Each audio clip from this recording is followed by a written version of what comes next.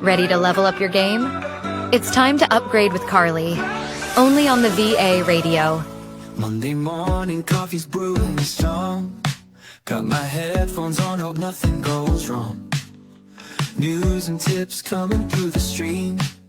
Informative, engaging, empowering.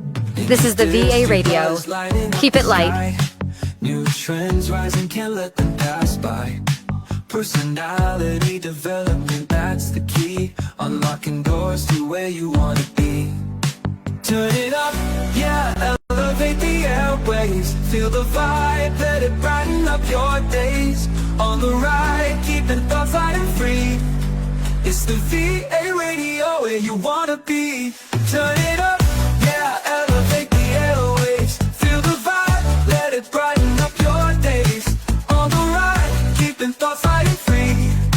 It's the VA radio where you wanna be.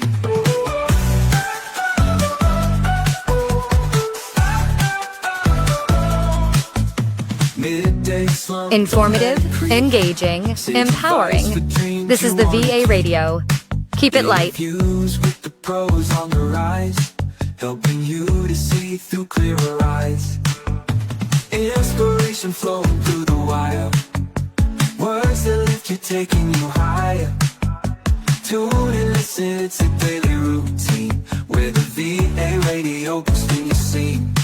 Turn it up, yeah, elevate the airwaves. Feel the vibe, let it brighten up your days. On the ride, keeping thoughts light and free. It's the VA radio where you wanna be. Turn it up, yeah, elevate the airwaves. Feel the vibe, let it brighten up your days. On the ride, keeping thoughts light and free. It's the VA radio where you wanna be.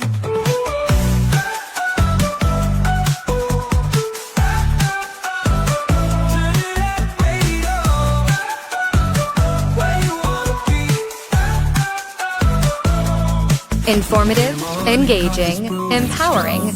This is the VA radio. Keep it light.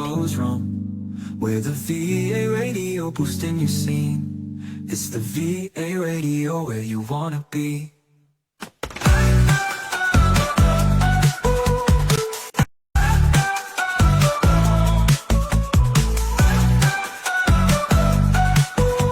VA radio where you wanna be. Welcome to Upgrade with Carly, where VAs rise above the noise and step into high-value roles. In this segment, we're diving into the expert strategies, insights, and bold moves that take your executive virtual assistant work from ordinary to extraordinary. Only here on the VA radio. And now, let's go with our host, Carly.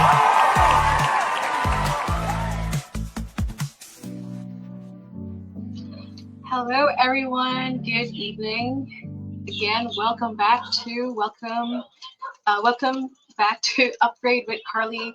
This is the podcast where we help ambitious professionals like you step into a high-value role with clarity and confidence. So I'm your host, Carly, and in this episode, we're diving into what it really takes to transition from where you are now to where you are meant to be. So if you're ready to move beyond the basics, unlock your next level, and become the executive partner clients can't live without, you are in the right place.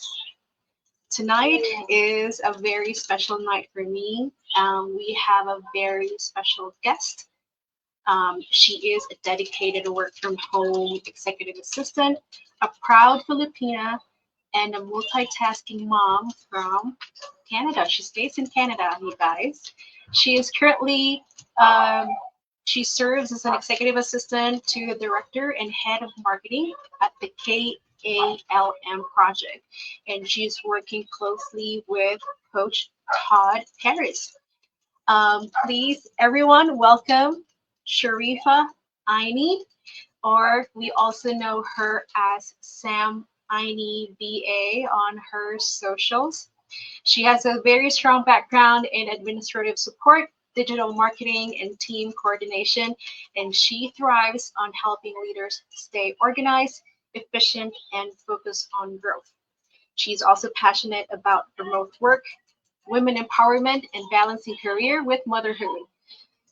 Very sounds like a very superwoman. Everybody, please welcome Sharifa. Yeah, we are very excited. I'm very excited to talk about a lot of things. And welcome, Sam. I can call you Sam, right? Yes, everybody calls me Sam. Napakahaba nung introduction. Mas, mas lalo akong na-pressure.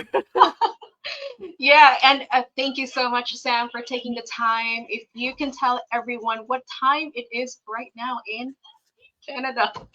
We are in the northest part of Canada. It's at 5:36 in the morning right now. Oh, good morning. And when you mention Northest, that means it's a very cold Mm, place. yes, especially pag winter, really, really cold. Yung temperature, it can drop as low as minus 40 centigrade here. That's crazy. I don't think I can. So yes, so tonight, I know for people who are watching, we are also very excited. Hello to everyone. Please comment to the comment, say hi. I can also give you a shout out, but thank you for showing up tonight, and I'm very excited to chat with Sam. So Sam, with thank you again for taking the time early this morning. So if you, for people who do not know about you, can you tell us tell us about you and what you do? When I was thinking about an introduction, I told myself, I'll just tell people I'm just a normal person. It just happened that I live in Canada. It just happened that I work from home. But other than that, there's nothing really special about me. But I found nag-internalize ako when I received this invitation for the podcast. I was thinking, why was I invited? What are the things that I could share? What is it in me that could probably be a help to other people? So my experience rooted from being in the Philippines, trying to make a living, trying to look for a good fighting chance in terms of financial freedom. So sabi ko, siguro in-interview ako because maingay ako sa Facebook. I'm trying to post like 3 times a day, trying to be monetized on Facebook. But everything that I share is the real experience, is the wala akong makita na ibang introduction but to tell people that I'm an EA. I'm an executive virtual assistant. I'm based in Canada. I run an agency. Finally, I'm running one that is akin talaga. It's registered. I pay for the business permit here in Canada. So I I help startup founders. I help startup founders. I help entrepreneurs. I streamline their operation. And by being an executive assistant, nag-ano na rin ako into a bigger role. I'm not Paano ko ba sabihin yun na parang hindi nagsa-sound na, hindi na kasi ako EA ngayon. Ano na, nasa digital marketing space na ako.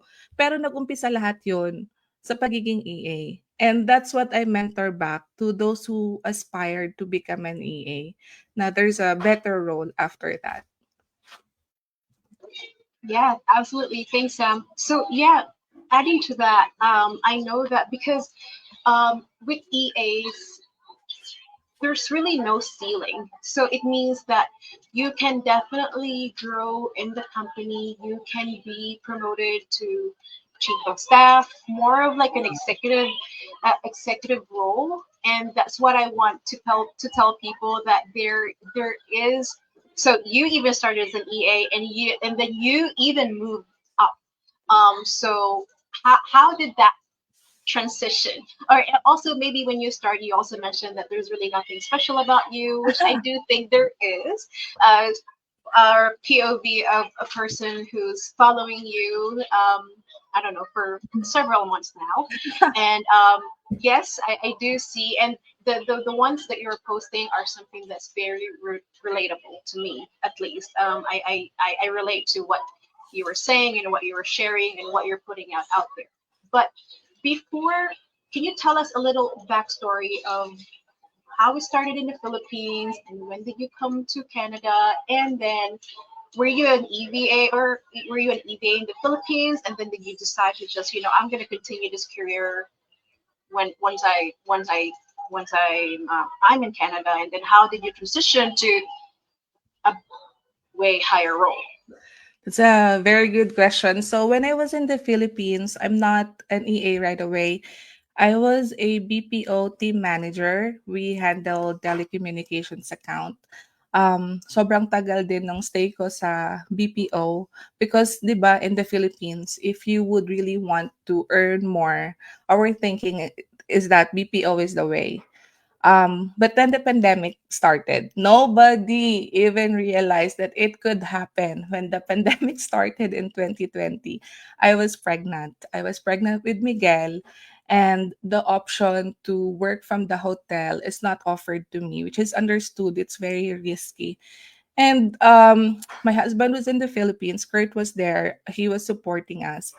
Pero hindi kasi ako sanay na yung walang ginagawa na I would just, wait for something to be given out to me. So I looked into the internet. I kind of looked for ways to earn online, and there are so many scams, but I know there is something legit. Kasi nakita ko na yung iba that they are earning, they are working by working from home, not going in the office. So I started taking courses. The first course that I took was social media management. But I was hired as a ano pa yun email, sending out email responses, customer service for email, working from home. And then I was trained to become an SEO analyst. And sabi ko, maganda naman yung SEO, kaso hindi ko siya masyadong naiintindihan. Sabi ko, sige, ito ang next goal ko. I'll take an SEO course. So I took an SEO course, I took a real estate course, I took a podcast course. I took a lot. I took a graphics and design course, and there was another one. Amazon. I took all of that. And so sabi ko, can we not offer a little bit of everything in just one job and tell people that I have all this knowledge, put it in one parang box, and then tell them this is what I can offer. And then nakita ko yung EA course. So I enrolled in EA course din. So from being a SEO analyst, I was also hired as a social media manager. Didn't really yung feel na ito yon gusto ko to. Parang hindi pa yun siya. But when I was hired as an EA, na may backstory din kasi hindi ako dapat na-hire doon as an EA. So I applied for the job, and then 6 daw kaming i-interview. At the third interview, nag-stop na si Coach Todd.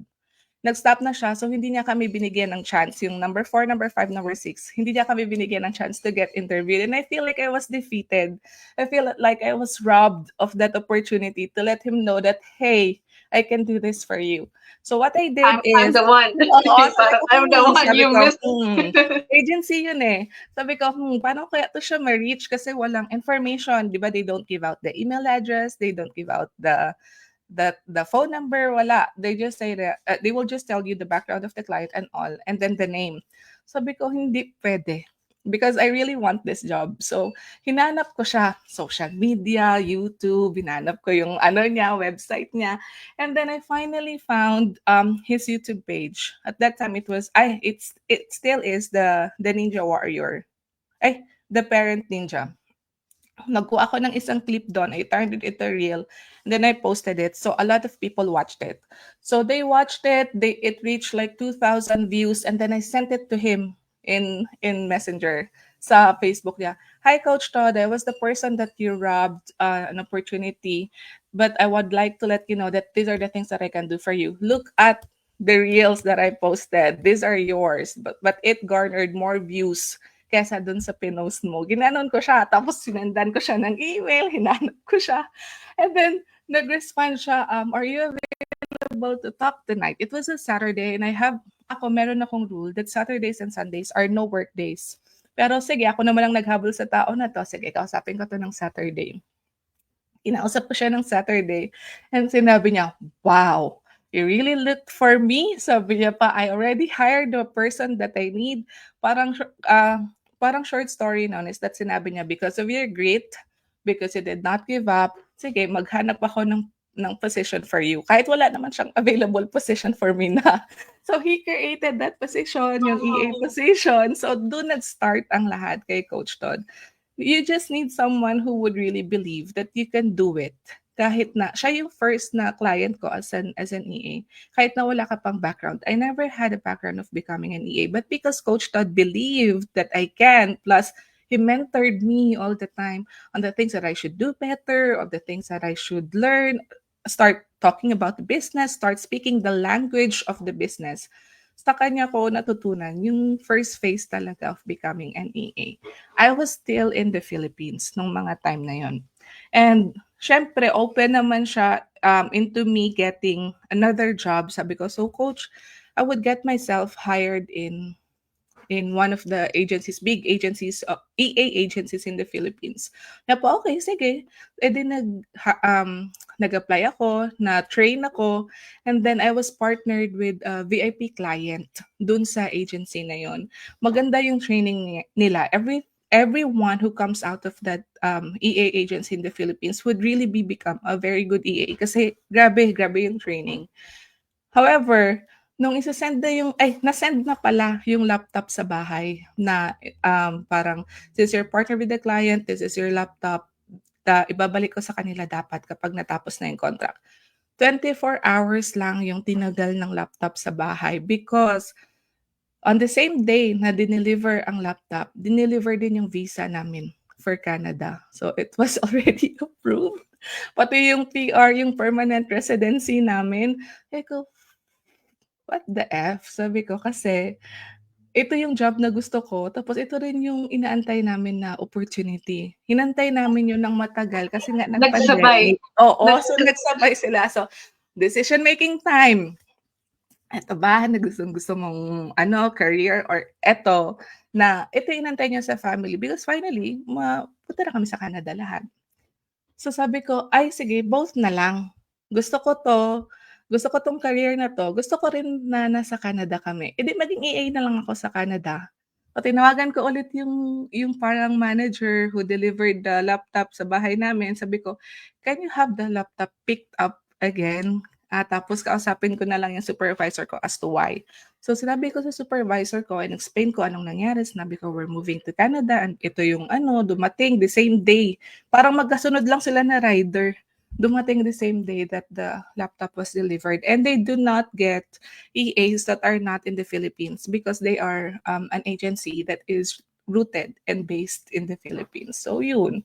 When I moved to Canada, sinabi ko kay Coach Todd na, "Coach, I'm moving to Canada." Excited siya. Di ba yung iba na client na, ay, sige, kung mag-move ka sa Canada, magtaas yung rate, ma-match sa ganun. Siya excited siya. Sabi niya pa, "Excited ako for you." Sabi niya, "Paano kita ma-help?" Sabi ko, so sabi ko, "Hindi, okay lang." Sabi ko, "Mag-move lang ako. I just wanna let you know." Sabi pa, "May magbabago ba daw sa partnership namin if nag-move ako sa Canada?" Sabi ko, "Wala naman. I can still work for you." And I think he appreciated that kasi alam niyang wala akong gadgets. Nag-send siya ng money para makabili ako ng MacBook na dadalhin ko sa Canada. So sa Philippines ko pa siya binili, dinala ko sa Canada and yung budget niya more than the amount of the MacBook, yung M2 at that time na MacBook Pro. More than yun. So sabi ko, ibalik ko na lang. Sabi niya, ay, wag na kasi yun man yung budget. So sabi ko, sabi niya, edi, hanap daw ako ng iba ko pang pwedeng bilhin na pwedeng maka-help sa role. Sabi ko, sige, bili na lang ako ng iPad. So, bumili ako so yung itong iPad ko at yung very first MacBook ko, galing lahat yun kay Coach Todd. So, gano'n. So, yun. See Todd or the coach, the client Todd, is he, when you decided to continue with him, is that still under the agency or you guys decided to work Hindi na. directly na? Oo, we work directly na. That's amazing. Wow. And everything happened to you on the same day Oo. where you were expecting to have that role. And then also the permanent residency to go to Canada. So that was a very very nice transition. But something really stood out when you mentioned that you tried to apply. You were not even given the opportunity to go through the interview and all that. No. But you did something that's out of the ordinary, and there you go. That's exactly what I think clients, that what you did to me just really stand out. It's like kahit siguro hundreds pa, but 99 of them are doing the same thing, and then one stood out, did the same thing as, like, for example, ikaw yung isa out of the 99, you really stood out. How how how did you came up with that idea? Yung It's kasi it's the, I looked for him, right? Normally, if I feel like the client is not a good fit for the things for that I stand for, I wouldn't bother. Pero when I look for Coach Todd, yung current page niya, yung YouTube niya, he talks about um he talks about a better relationship with your family, how to build that. He talks about building the right mindset. He talks about protect your spouse, protecting your children. Ganun yung ano niya, yung thoughts and feel kapag pinanood mo siya. At saka yung mga pinopost niya. And I said, I really want to be a part of this more than pa sa because gusto ko ng trabaho kasi meron siyang gini-give away everything for free. Others would really put that in a package and sell it for a price. But Coach Todd is giving it out for free everything just to help people. And na-realize ko, I made the right decision. Dahil nung na-hire na ako sa kanya, ganun din yung mentoring niya. I can talk to him about my family. I can talk to him about the things that are going around me. And he also does that to me. Parang binibigay niya sa akin yung current situation niya so that I would understand na this is where he is at the moment. If his head is not at the business, then hindi ko muna siya i-bother. Ang pag-usapan namin yung personal niya. Ang pag-usapan namin is how can I support him get a better mental clarity, yung mga ganon. So yun, siguro it was really God telling me na huy habulin mo kasi it will change your life. Hindi ko nga alam bakit ko ewan ko, hindi ko na when I look back at it, kapag tinatanong ko, bakit may nabol? Bakit mahinana? Sabi ko, ewan ko, maybe someone pushed me to do it. I think it was God who pushed me to do it na, sige, yan na yun. Yan yung first client mo. It was meant to be, I think. wow, that was amazing. And I know that I'm pretty sure, we do the job because at the end of the day, we need to get paid, and there's that monetary reason. But to work with a client who really aligns with your principles, your morals, Yeah. that really felt amazing. It's not really something parang may coach ka, may mentor, may Oo. therapist ka rin. Binabayaran niya ako, but then I'm taking a lot from him by learning from him. And you're also learning a lot from him, and it's something that you're able to apply sa career mo and then sa personal life, which is, it's really like a win-win. And Yeah. to people who are listening, it's like, how did she get lucky? Like a lot of people they're always looking into like, oh, I hope to get that type of client, or oh, I hope to have a client where we have at least the same beliefs and the same mindset, or I mean, at least something that is aligned with the virtual assistant. And not everybody are able to find those type of clients. So anong mas ma-advise mo for VAs or EVAs how can they attract their ideal client? Alam mo, Carly, maybe I shared too much of the positive things and how I landed with this like ideal client. But at the back of that, alam mo yung iceberg theory na you only see the iceberg but you do not see what's underneath. Countless sleepless nights kasi nung nag-enroll ako dun sa lahat ng courses na minention ko sa'yo, hindi ko sila natatapos sa actual day. So, hinihintay ko yung recorded version ng courses. Tapos, pinapanood ko sila sa gabi. Because nga yung situation namin at home is that kami lang ni Miggy. So, it was Miggy and I. Miggy was so little, they have to take care of him in the morning.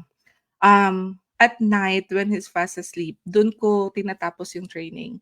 So, natapos ko siya, nililista ko siya. I learn by writing, yung parang mas ma-digest ko yung tinuturo if I write it. Because then, in that way, na-imagine ko sa mind ko kung saang page na siya ng book, ay ng notebook nakasulat. And when I wrote it down, it will take siguro sa isang course a week before I would really finish it. So countless sleepless nights talaga. And then I will not stop on because I'm hired, hindi ako tumigil na mag-stop mag-learn. When we talked about yung isa kanina sa backstage, when you mentioned someone said, you unlearn, you will have to unlearn a lot, especially if coming from the BPO industry, because there are practices in the BPO industry that you really couldn't carry once you decide to start becoming a virtual assistant. One is, I think kasi sa BPO, lalo na pag meron kang role, team manager, operations manager, senior operations manager, and you would want to become a VA, you would be stripped down of the title. Mas strip down yung ego, mas strip down yung capacity mo to lead other people because pag nag-umpisa ka, ikaw yung ili-lead. Ikaw yung naghahanap kung which part of the VA industry or what niche talaga ako pwede. So, yun, I would just say, don't stop learning. Yun yung number one. Kahit pa sabihin mo na, ay, ano na ako $15 per hour. So I think okay na yung knowledge ko. No, because after a month, mag-change yung industry, may madami na namang malalaunch na better courses in the market that a Gen Z will take. So that Gen Z will take your job because you know it, ikaw naging stagnant ka at dahil very proud ka sa $15 per hour mo. Number two is train your algorithm. So, meron Don Martel, I think it was Don Martel who talked about yung mga social media platforms. They hired the best psychologists in the world to develop an app na ang main goal is to really pull you back into the app every time to distract you. But you can beat that. How? You have to train your algorithm. So you have to look sa let's say sa mga social media platforms mismo, you search for the things that you would like to learn. So let's say how to become an executive assistant, productivity books. I-search mo yan and then you like it and then you comment on it or you save it so that you will tell the algorithm na this is where I would want to be engaged. So the moment that you open your social media feed again, it will now feed your mind. You will not see yung mga rants, you will not see yung mga backfighting ng mga kaibigan o ganon. You won't see that anymore. What you see in your feed are now the things that you would really want to improve on. So yun yung ginawa ko.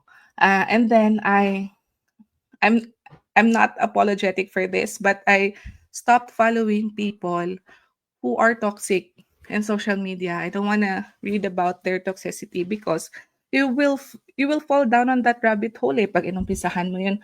And then hanapin mo, hala, saan, ano yung cause, ano yung root, ano yung ganon. So train your algorithm, don't stop learning, and be in a group of people who have the same mindset as yours or better. Huwag kang matakot na pumasok sa isang conversation na ikaw yung pinakawalang alam.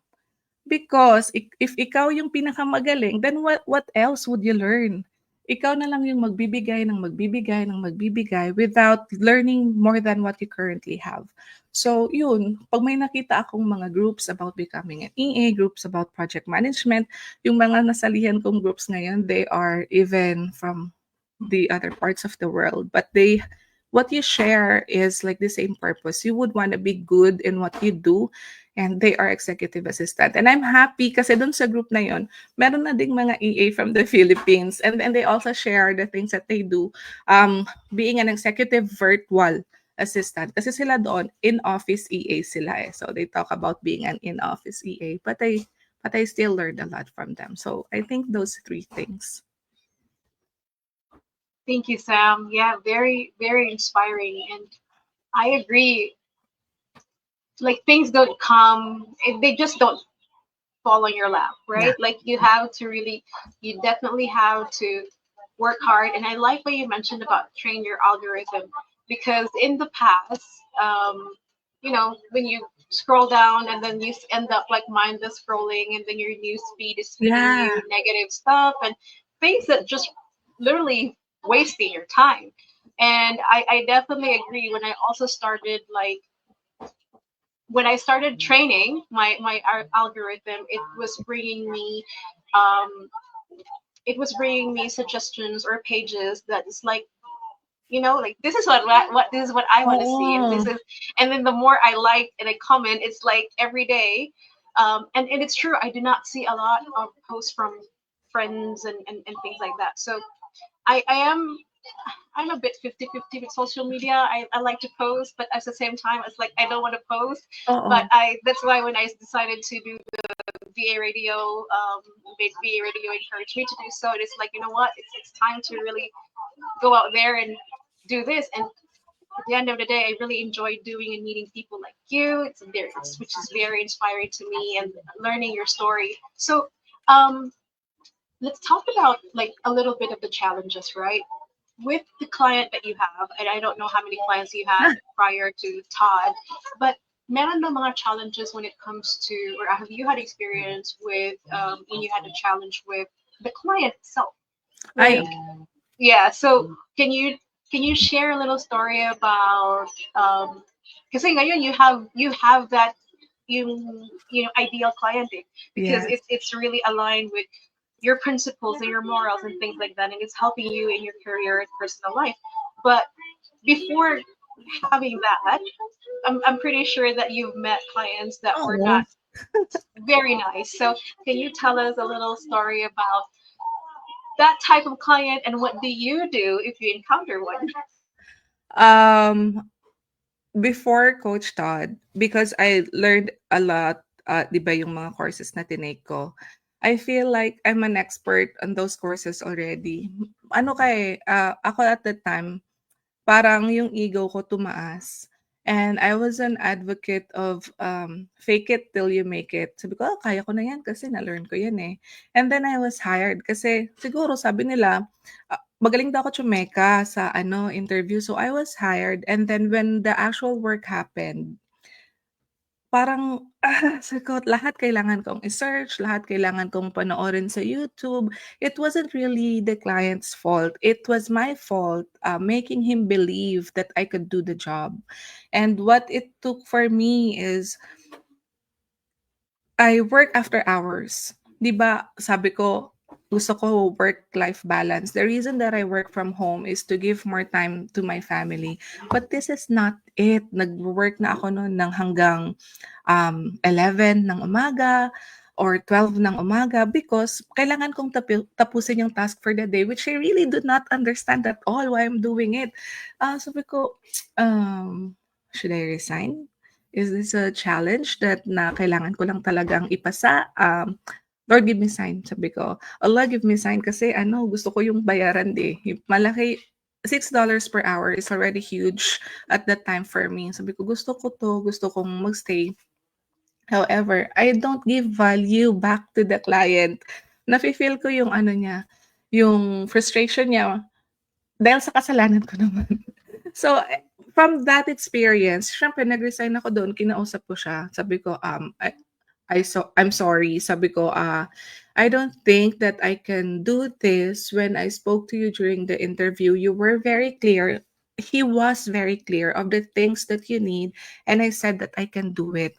What I did not tell you is I can do it after so many I can do it if I have the right learning process. So, parang binigay ko pa sa'yo yung burden to train me when it wasn't really part of the job description. You did not tell me that you're going to train me. You're looking for someone who can do it right away.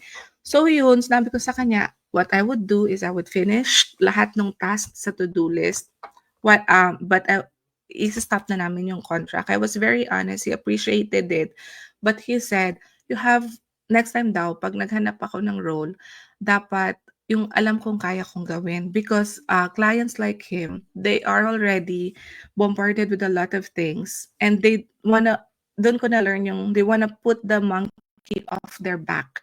Ang style ko kasi dati, pag may binigay siyang task, I was so new in this industry. Tapos masyado akong mayabang at that time. Pag binigay niya sa akin yung task, tatanungin ko siya ulit kung paano gawin yung task. So, hindi ko na free yung time niya ba. Imbis na kung i-explain niya pa sa akin kung paano yung gawin, kung ginawa niya na lang pala, na hindi na siya nag-ano ng EA, hindi na siya kumuha ng virtual assistant. So, mas naka-save pa siya. So, binigyan niya ako ng food for thought. Ewan ko, babait kasi ng mga client ko, hindi ko sila masisay sa mga bagay na feeling ko ako naman may kasalanan.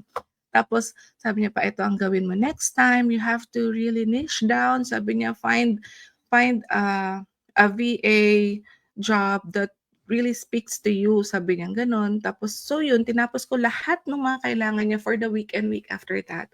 And then, nag-thank you kami. And we're not in bad terms. Kinontak niya ako nung nandito na ako sa Canada. Sinabi niya sa akin na, how are you now? Sabi niya pa, nagfa-follow din kasi siya sa Facebook ko. Sabi niya, I heard about the clients that na meron ka. Sabi niya, I'm glad that na nag-improve na daw, something ganun. Tapos yun, sabi niya, if you're in Canada, maybe we can meet. Sabi niya, and then we'll talk about it. And then sabi ko, so, sige. Sabi ko, we'll be in Vancouver in July. Sabi pa, pero wala daw siya sa Canada by July. So, hindi pa rin kami mag-meet.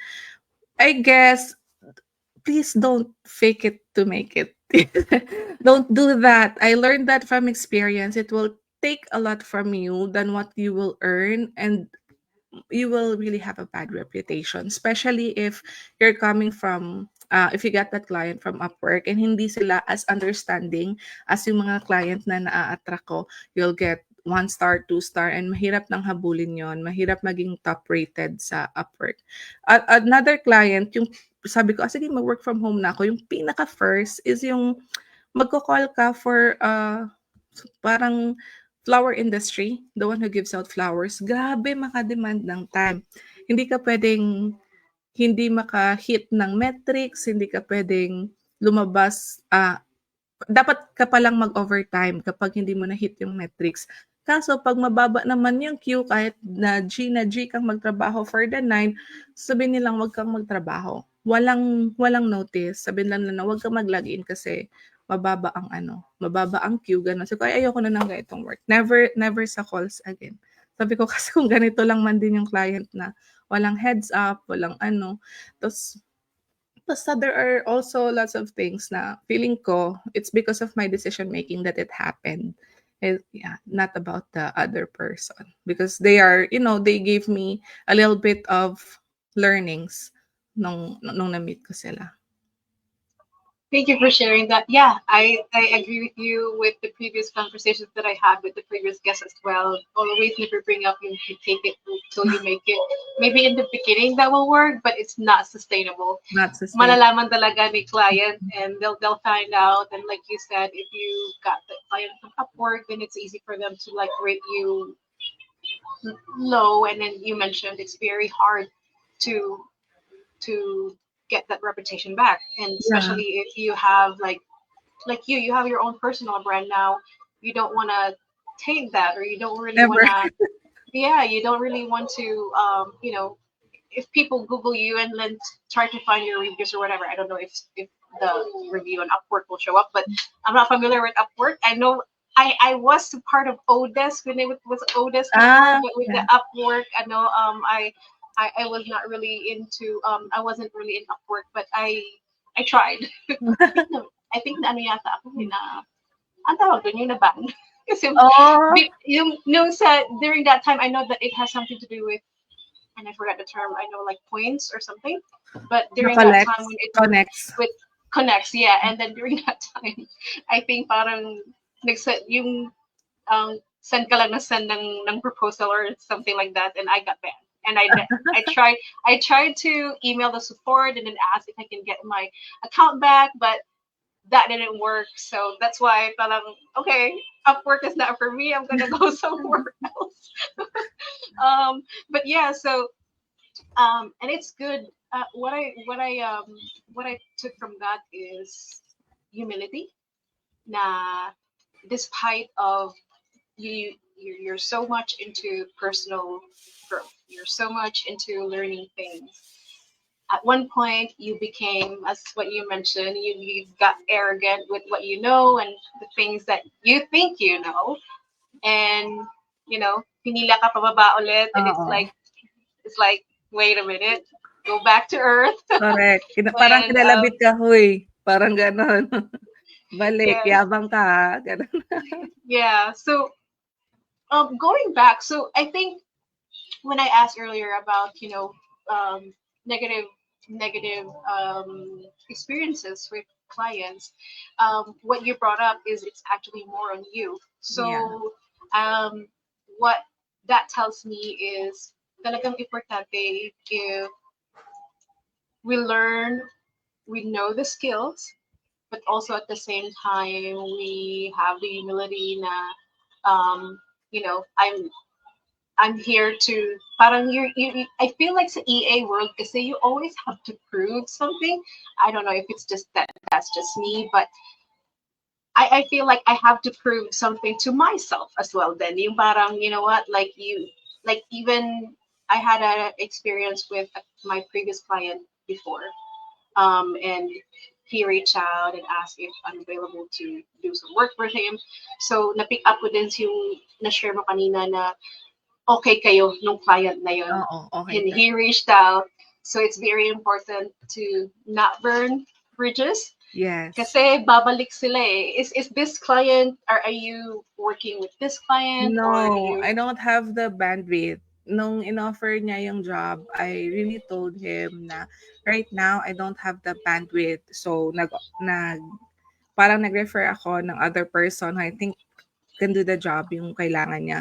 The big part of it really is to, you know, take accountability. Madami kasi when you ask, ako nag-interview din naman ako ng mga VAs. When we ask them about, can you share about your past experience and what made you leave doon sa job na yun, ang explanation always is kasi sa kanila, ano naman ganito, parang lahat ng blame on the other party. But if you start to look at it and take accountability for your actions, doon mo lang marirealize, sige, moving forward, hindi ko na to gawin kasi hindi nag-work doon kasalanan ko naman. Siguro, a part of it is because of the decision that was made by the other party, but accept the fact that probably most of it is also because of what you did, is because of the action that you thought would work, but really, hindi pala. Like if you woke up late, you attended the meeting late, and it all, para siyang nag-sum up into a bigger problem for them. That's why they're frustrated. So you have to really take that. Don't find excuses for the wrong things that you have done. Just accept it, take accountability for it para ma-open ka into a opportunity na mas aligned sa kung ano yung kaya mong gawin. And especially I believe with foreign clients, they will even appreciate that. Yes. You're honest. If you cannot do the job, say no, but I'm willing to learn. Yung parang ganon, Correct. because a lot of people that I even met as a virtual assistant, they're such a yes person. They always say yes, and Ah, then struggle now when it is actually them who's doing the task, because like you mentioned, yung mga ginawa mo, that it will take you longer. It took correct. you at middle of the night, and you're still reading. You're still trying to figure things out Oo. because so Fine-figure out ko siya kasi ayokong maka-disappoint. Rather than telling him na hindi ko 'to alam gawin, ginagawa ko siya kahit wala akong experience and it was not taught to me. So hanapin ko siya sa YouTube. Then ayun, sinabi ko na lang talaga sa kanya na I'm not really well versed on this kind of project, gano'n. So yun. So yun. yeah, thank you for that. So I want to go back a little. Say, I know you mentioned in the beginning of this chat, you transitioned from being an EA to digital marketing. Ano Yes. bang, what exact role is that? Come on, drum roll. So with Coach Todd, I'm still his EA. However, 'pag EA ka kasi hindi ka na you I'm a big fan of Dan Martel. So I read his book, I listened to his podcast, I watch his YouTube because it talks about yung mga high-level person, yung mga C-level executives. Tim Ferriss too already also talks about yung mga CEOs, and drawn ako sa kanilang mga podcast because yung pinag-uusapan nila are the kind of people that I serve. So doon ko na-realize na if you're an EA, you have to understand the entire language of the business. 'Di ba? Hindi na, syempre, paulit-ulit natin sinasabi, hindi yung EA, iba kasi sa general VA kasi yung EA, we are not like task doers lang. We would want yung kami, yung parang may anticipation of the next task and all. So, siguro dahil sa ganong attribute, yung you know what to anticipate, I learned marketing. One of the clients that I support, marketing talaga yung buong business niya. So, I learned marketing, I learned Go High Level, I learned ClickUp, I learned CSS coding for the website, designing funnels, all because I would want to understand how the operation works para lang sa particular client na to, how the operation works and how can I assist him better. So, nung na-learn ko yung digital marketing, sinabi niya sa akin, uy, sabi niya ganun, do you want to, una pa, unti-unti lang yung offer niya, but do you want to help with sending out the newsletters or designing yung layout ng newsletters? Tapos, nagde-drip na siya ng paunti-unting task sa akin. Nung marami na, sinabi ko sa kanya, hey client, sabi ko, if you give me more tasks like this, it will take time out of the usual things that we do, yung partnership namin. If you would want me to meet the marketing people at this hour, then maybe we could cancel out yung daily sync. So instead of 5 times a day, we could only meet 5 times a day, 5 times a week, 3 times a week na lang because those other 2 days, I will meet the marketing people. Yan po, okay, you do that. Sabi niya, guys, binigyan niya ako ng freedom to do it. When I did it, parang sinabi niya, I hand you out to the marketing now because they need you more. And then the process are now more streamlined because I was there. Sabi ko, so what do you mean? Sabi pa, I have to find another you, sabi niya, because I think right now your focus is now with the marketing and I need to find someone na ang focus daw siya. And I said, is that a good thing or it's a bad thing? Sabi pa, oh, bad for me because I will let you go. It's good for you because you're transitioning into another role.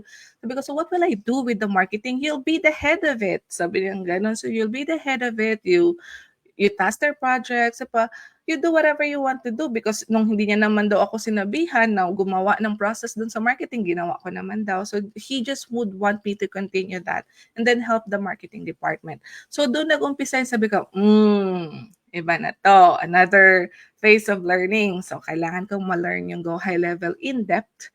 Kailangan kong ma-learn lahat ng tools na ginagamit nila in depth. It happened na nag-enjoy din ako. I learned a lot from it. The next thing that I'm offering now as a service is more of the marketing roles. That's when I met Lisa and Michelle with Calm. When I talked to Lisa and Michelle in Calm, they enjoyed the conversation. They offered me the head of marketing right away. They are a startup.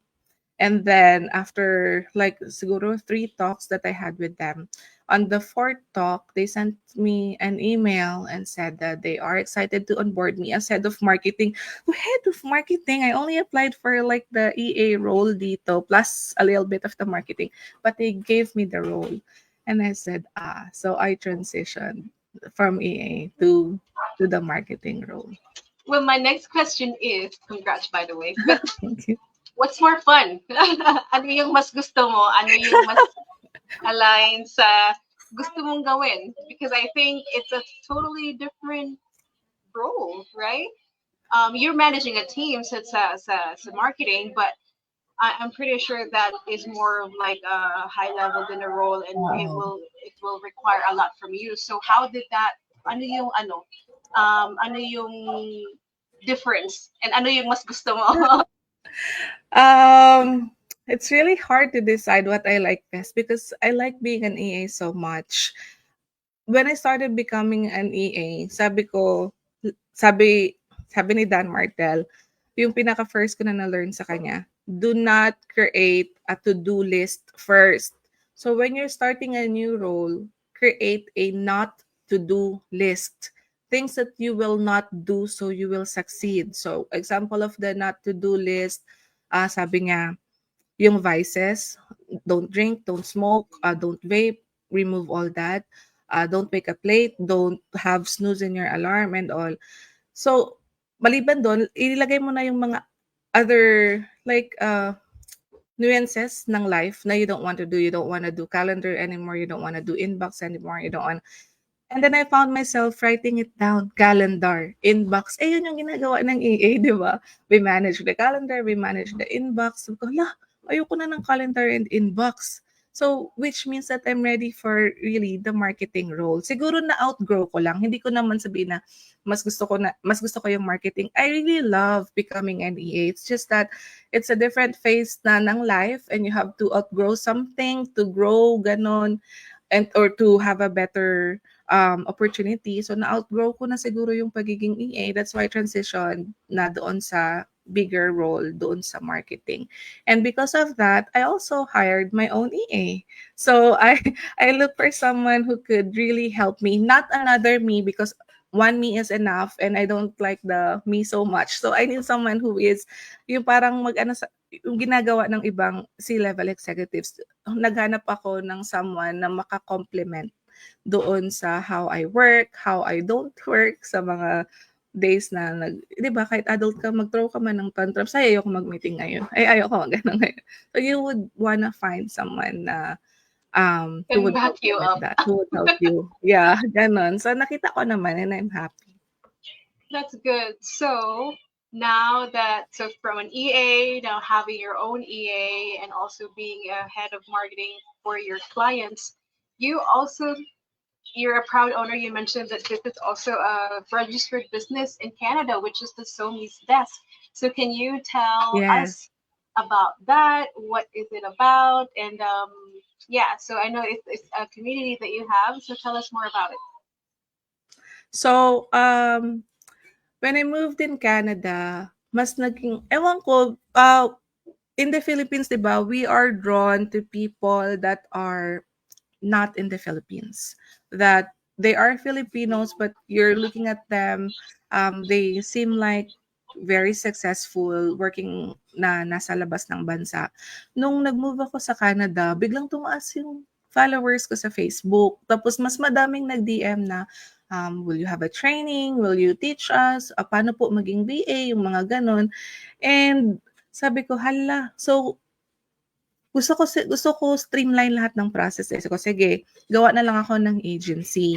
Nung una, ang gusto ko lang sa agency is to really train people how to become a virtual assistant. Yung give them a fighting chance na uy, hindi lang kasi ang trabaho sa kasi 'di ba maraming nagsasabi na mataas na yung unemployment rate sa Pilipinas and then mababa yung sweldo. Sabi ko, so kung lahat siguro maging virtual assistant or kung maraming maging virtual assistant and they would know that they can earn as much as this on becoming a VA, mas better siguro yung economy ng Philippines. Pero marami ding hindi marunong paano mag-start ng VA. So, sige, mag-train na lang ako. And I was thinking na start ako ng agency lang, ganon. And so, the Somis Desk started. I have two children, Sophia and Miguel. That's why it's Somi, Somi's Desk. And then I hired someone who would create the logo and si Hans, yung gumawa nun. And sabi ko, pag pumunta ako ng Canada, dapat lahat dito registered eh. Hindi pwedeng mag-under the table ka ng mga bagay-bagay. So, pumunta ako Kahit ng online.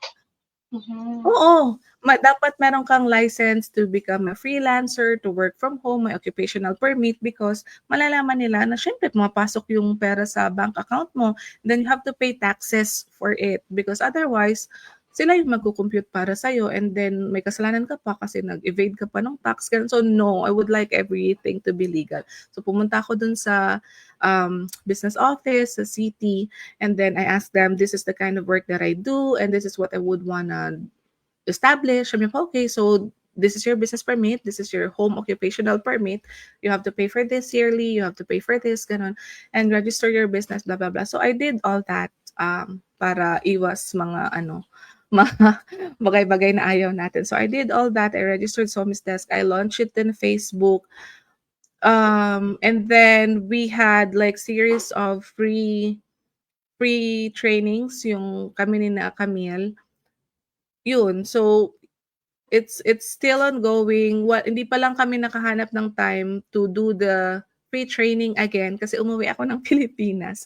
After ng March ba yun? Nung March training, umuwi kami ng Pilipinas ng April.